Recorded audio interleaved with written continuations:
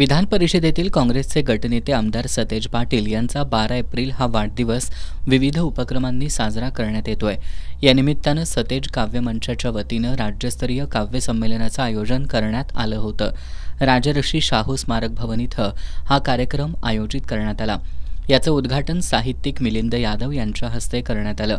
या कवी संमेलनाध्यक्षपदी कवी डॉक्टर वसंत भागवत होते, तर कार्यक्रमाला माजी आमदार ऋतुराज पाटील यांची प्रमुख उपस्थिती होती। सुरुवातीला निमंत्रक सुरेश केसरकर यांनी आपल्या प्रास्ताविकात सध्याच्या दडपशाहीच्या विरोधात दंड थोपटण्यासाठी या व्यासपीठाची निर्मिती केल्याचं सांगितलं। या माध्यमातून राज्याच्या सामाजिक सांस्कृतिक चळवळीला दिशा मिळेल असा विश्वास त्यांनी व्यक्त केला। त्यानंतर मिलिंद यादव यांच्या कविता सादरीकरणानं संमेलनाची सुरुवात करण्यात आली। एक नास्तिक ही कविता त्यांनी सादर केली। याद्वारे तिरुपती बालाजी दर्शनावेळी आलेले अनुभव कथन करत मंदिराच्या होत असलेल्या लुटीवर त्यांनी प्रकाश टाकला। यानंतर माजी उपमहापौर भूपाल शेटे यांना पहिला सतेज कार्यगौरव पुरस्कार देऊन सन्मानित करण्यात आलं। माजी आमदार ऋतुराज पाटील यांच्या प्रमुख उपस्थितीत कुष्ठरोग बांधवांच्या हस्ते हा पुरस्कार प्रदान करण्यात आला। रोख 5,000 रुपये, 25,000ची पुस्तकं आणि सन्मानचिन्ह असं या पुरस्काराचं स्वरूप आहे। यावेळी बोलताना प्रकाशक अनिल म्हमाने यांनी धर्मनिरपेक्षता रुजवण्यासाठी या मंचाची स्थापना केल्याचं सांगितलं। जात धर्म वरचढ होतात त्यावेळी माणुसकी जोपासणं गरजेचं आहे, यासाठी हा कार्यक्रम आयोजित केला असल्याचं त्यांनी सांगितलं। हा प्रवास असाच अखंडित राहावा यासाठी 1 लाख रुपयांची मुदत ठेव करत पुढील वर्षाचे सतेज कार्यगौरव पुरस्कार यातून देण्यात येतील असं जाहीर केलं।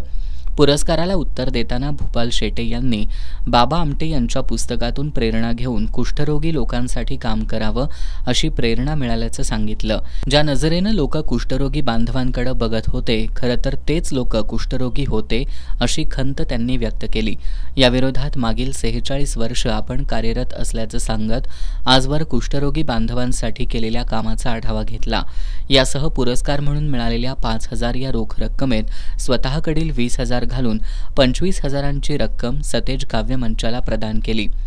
माजी आमदार ऋतुराज पाटील यांनी यावेळी बोलताना आमदार सतेज पाटील यांच्या वाढदिवसानिमित्त या संमेलनासाठी राज्यभरातून 250हून अधिक कवी एकत्र आलेत, हे कौतुकास्पद असल्याचं सांगितलं। कोल्हापूर ही कलापूर नगरी आहे। कलेसाठी चांगलं व्यासपीठ देण्याची धमक आमदार सतेज पाटील यांनीच दाखवली असं त्यांनी नमूद केलं। कोल्हापूर आर्ट फाउंडेशनमध्ये 3 पिढ्यांना एकत्र आणण्याचं काम त्यांनी केलं। ब्रँड कोल्हापूरच्या माध्यमातून राज्य राष्ट्रीय स्तरावर कोल्हापूरचं नाव करणाऱ्यांना सन्मानित केलं। 2007 साली वाढदिवसाला वह्या स्वीकारण्याचा उपक्रम सुरू करण्यात आला। या माध्यमातून आत्तापर्यंत 70 लाखांहून अधिक वह्या विद्यार्थ्यांना वाटप करण्यात आले असल्याची माहिती त्यांनी दिली। कवितेविषयी बोलताना सध्या व्यक्त होणं, समाजातील ज्वलंत प्रश्न मांडणं ही काळाची गरज बनली आहे। साहित्य क्षेत्रात कवींचं योगदान मोलाचं असून त्यांचं अनुकरण आजच्या पिढीनं करावं असं आवाहन त्यांनी केलं। या क्षेत्रामध्ये, या साहित्य क्षेत्रामध्ये तुम्ही दिलेलं योगदान आज आम्ही कधीच या ठिकाणी विसरू शकत नाही। आज मी वयानं जरी कमी असलो तरी माझ्यापेक्षा इथं अनेक थोर व्यक्ती आहेत, माता भगिनी आहेत, यांनी या क्षेत्रामध्ये केलेलं काम हे आम्हा सगळ्यांना प्रोत्साहन देण्यासारखं आहे। आज आमच्यासारखी पिढी जेव्हा पुढे येते तेव्हा आम्हाला तुमच्याकडून शिकण्यासारख्या अनेक गोष्टी आहेत, ऐकण्यासारख्या गोष्टी अनेक आहेत, आणि हे आम्ही आमच्या या पिढीनं केलं पाहिजे अशी भूमिका माझ्यासारख्या कार्यकर्त्यांची आहे। आज राजकारणामध्ये जरी आम्ही काम करत असेल, सामाजिक जरी काम करत असेल, शिक्षण क्षेत्रामध्ये जरी आम्ही काम करत असेल, तरी देखील अनेक गोष्टी हे तुमच्याकडनं शिकण्यासारख्या आहेत, आणि त्यामध्ये आम्ही निश्चितपणे आमचं भाग्य समजतो की अशा कार्यक्रमाला येऊन आपल्याला सगळ्यांना ऐकायला आम्हाला या ठिकाणी। या प्रसंगी त्यांनी 1 लाख रुपयांची मदत सतेज मंच फाउंडेशनला देत असल्याची घोषणा केली। यानंतर त्यांच्या हस्ते विविध क्षेत्रात उल्लेखनीय कार्य करणाऱ्या 30हून अधिक मान्यवरांना डॉक्टर बाबासाहेब आंबेडकर राष्ट्रीय विचार प्रेरणा पुरस्कार देऊन सन्मानित करण्यात आलं। यावेळी कवींनी सादर केलेल्या एक कवितेनं उपस्थितांची मनं जिंकली।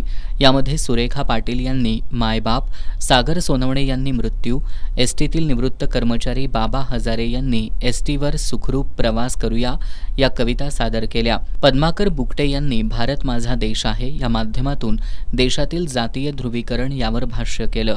राजकुमार किर्दत यांनी मी कृष्णामाई बोलते या माध्यमातून निसर्गामध्ये मानवी हस्तक्षेप यावर प्रकाश टाकला.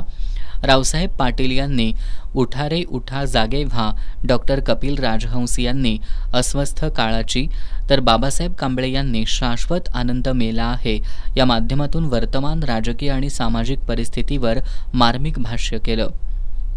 बळीराजाची भारतभूमी हिटलर जन्मला आहे. वर्तमानावता आहोत आम्ही बळीराजाच्या भारतभूमी हिटलर जन्मला आहे. तोंडावर हात मायेचा काळजात कट्यार आहे. तोंडावर हात मायेचा काळजात कट्यार आहे.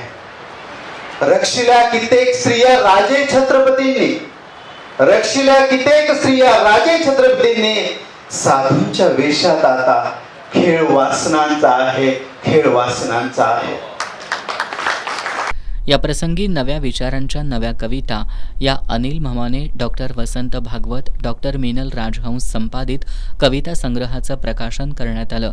यावेळी डॉक्टर वसंत भागवत, डॉक्टर कपिल राजहंस, सचिन खराडे, अभिजित मासुर्लीकर यांच्यासह साहित्य क्षेत्रातील मान्यवर, राज्यभरातून आलेले कवी मोठ्या संख्येनं उपस्थित होते.